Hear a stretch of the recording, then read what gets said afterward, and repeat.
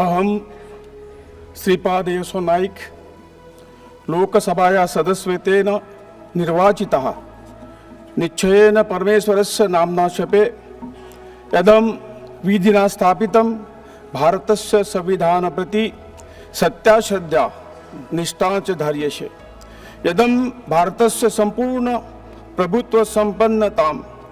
अखंडतां च रक्षिष्यामि तथा यत्पदं ग्रहीतुम् अहम् उद्यमतोऽस्मि तस्य कर्तव्यानि श्रद्धापूर्वकं निर्वक्ष्यामि।